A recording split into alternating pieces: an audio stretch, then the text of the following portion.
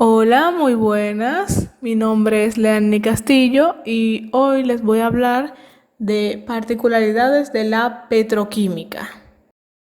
En resumen, la petroquímica es la industria que utiliza petróleo, gas natural o de refinería como materia prima. Se pueden dividir los productos que con ellos se realizan por su utilización en dos grupos principales, que son los productos químicos industriales, como el negro para pinturas y neumáticos, o el azufre con el que se prepara el ácido sulfúrico que utilizamos en el laboratorio, o en otra categoría que es la de plásticos, como el polietileno, el polipropileno, etcétera, que cuando nos moldeamos permiten la fabricación de muchos objetos que utilizamos en nuestro día a día. Prospección y producción son términos comúnmente aplicados a la parte de la industria del petróleo que se ocupa de la exploración para descubrir nuevos yacimientos de petróleo y gas natural, para perforar los pozos y la extracción del producto a la superficie. Una vez que se encuentra un posible yacimiento, se inician los planes para la explotación. Para poder extraer el recurso del depósito hay muchos métodos, pero generalmente se usa el método del balancín, que el cual mediante un permanente balanceo, que de ahí viene el nombre, se acciona una bomba en el fondo del pozo que succiona el petróleo hacia la superficie. El petróleo extraído generalmente viene acompañado de sedimentos, de agua y de gas natural que se forma como consecuencia de la aparición del petróleo. Y por esto mismo deben construirse previamente las facilidades de producción, separación y almacenamiento, porque el petróleo de tomar contacto con la superficie se puede oxidar y no servir para el objetivo que se tiene planeado. Ahora bien, son múltiples las técnicas mediante las cuales podemos extraer el crudo del subsuelo y las formas en las que éstas han evolucionado con el paso de los años. Sin embargo, en las últimas décadas se ha dado una especie de, ¿cómo lo digo?, explosión. Y esto es porque nuestro consumo de energía es inmenso. Y como las fuentes convencionales de combustible fósil de nuestros principales proveedores, dígase Estados Unidos, dígase Europa, se están agotando, todas las cabezas se voltean a un método de extracción que se está volviendo muy atractivo. Se llama fraccionamiento hidráulico o fracking. Y ahora les voy a contar cómo funciona.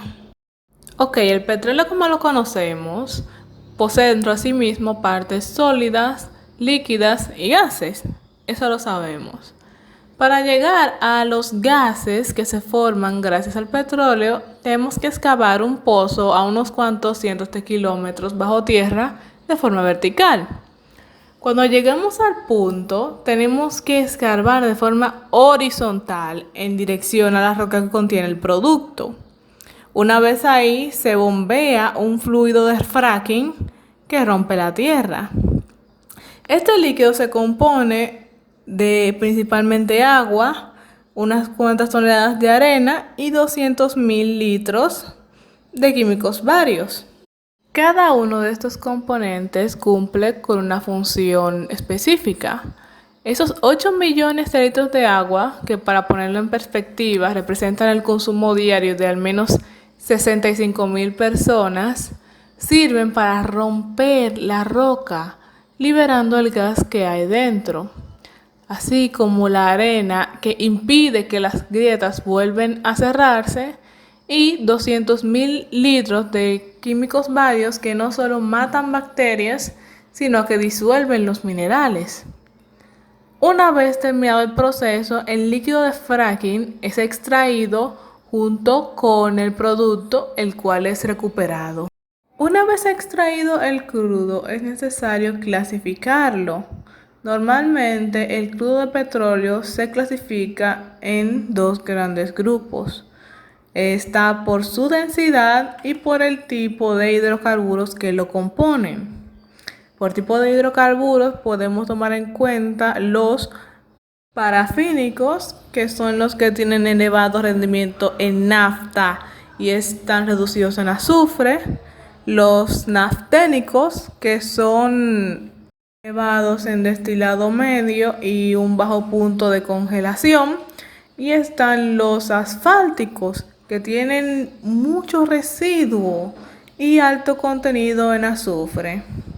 También está la densidad del petróleo, que es medida con un valor llamado gravedad API o grado API, que con esto se describe cuán pesado o liviano es el crudo en comparación con el agua. Si los grados API son mayores a 10, es más liviano que el agua y por lo tanto flota en la misma, obviamente. Pero esto tiene una importancia mucho mayor de la que se cree. ¿Por qué? Pues a mayor valor de gravedad API, tiene una mayor facilidad operacional y económica. O sea que se pueden hacer más cosas con él de forma más sencilla, lo cual le da un mayor valor comercial. Al momento de trabajar el crudo es necesario clasificar el mismo y su caracterización se dará dependiendo de muchos factores. Uno de ellos es la viscosidad, que es la resistencia de un líquido a su flujo y se mide como el tiempo de un líquido para descender en condiciones de gravedad a través de un capilar de cristal. También está el punto de congelación o de vertido, que es la mínima temperatura a la que un crudo puede ser almacenado en estado líquido. Y es que en condiciones de muy bajas temperaturas pueden precipitarse los hidrocarburos que tienen el menor punto de congelación. Y es por esto que es necesaria una planeación cuidadosa, porque para determinados crudos que son altamente parafínicos, la temperatura puede ser superior a la ambiental en diferentes latitudes y épocas del año, en cuyo caso hay que prever cuando se trata del transporte o almacenamiento. Otra de las condiciones por las que se lo caracteriza es el punto de inflamación, que es la temperatura a la que tenemos que calentar el crudo para producir una mezcla inflamable. Esto es muy importante porque el punto de inflamación de un crudo es inversamente proporcional al contenido de hidrocarburos gaseosos y volátiles que tiene en sí mismo.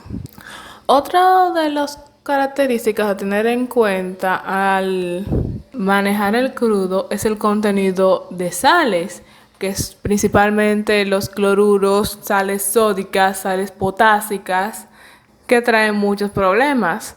A pesar de que son inherentes a su proceso de formación y se encuentran disueltos en el agua que acompaña al crudo en los yacimientos, es necesario tener mucho cuidado con su presencia porque a pesar de que puedan estar en pequeñas dosis, pueden acumularse en los equipos de procesamiento como en los hornos, obstruyéndolos y dañándolos. También está el hecho de que al descomponerse forman aniones ácidos con un efecto corrosivo en el crudo. Y la última cosa es el agua y los sedimentos, que como les hablé hace un rato del fracking, sabemos que estos están presentes en el producto, no solamente por el proceso al que es sometido, sino a su propia localización. Esto puede causar problemas de corrosión, sobrevaporización del crudo y también poseen un impacto económico. Por ejemplo, que al comprar el crudo, el agua y los sedimentos no son hidrocarburos, así que deben de reducirse del volumen del crudo que se compra o vende.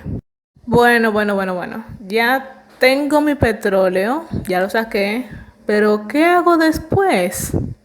Ok, ya extraje mi petróleo, pero no puedo insertarlo en mi auto. Primero tengo que llevarlo a una refinería. Una refinería es un lugar, un complejo en donde nos aprovecharemos de las diversas volatilidades de los compuestos del petróleo para poder destilarlo y procesarlos. Esto lo haremos porque queremos extraer del mismo la mayor cantidad de componentes útiles. Esto se traduce en un gran beneficio económico, porque del petróleo se pueden obtener alrededor de 2.000 productos gracias al refinado. Y es que en teoría es un proceso muy sencillo, porque en la refinería lo que se hace es prácticamente calentarlo. Y es por eso que al petróleo recién salido se le llama crudo. El fraccionamiento del petróleo comenzará cuando calentemos el crudo en un horno. Tiene que estar alrededor de 300 grados antes de entrar a la columna de destilación. Se emplea en este método una columna de platos para separar las diferentes fracciones. Ok. La fracción del menor punto de ebullición, que se llamará gas ligero, se forma por metano, etano, olefinas, propano y butano, que se utilizan como combustible principalmente y tiene punto de ebullición de 0 a menos 20 grados Celsius. Después viene el éter de petróleo, que destila entre 35 y 60 grados Celsius, que utilizamos en los laboratorios como disolvente. También vemos la gasolina y la nafta, que como tienen puntos de ebullición entre 60 y 150 grados, se emplean para combustible de los autos. Vemos que también si llevamos el horno a 200 o 300 grados, podemos tener queroseno, que podemos utilizar tanto como combustible como el disolvente.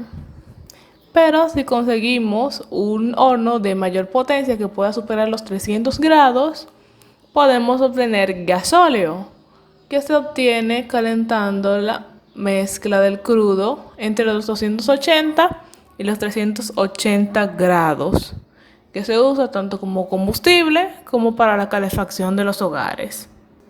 Ahora, si deseas calentarlo aún más, se puede, porque los elementos de mayor punto de ebullición vienen a ser los aceites lubricantes y las vaselinas. Ya que obtuviste todo lo que buscabas del petróleo, te queda un residuo. Este residuo es lo que conocemos como parafina sólida o asfalto, que fusionan a una temperatura de entre 50 y menos 60 grados Celsius.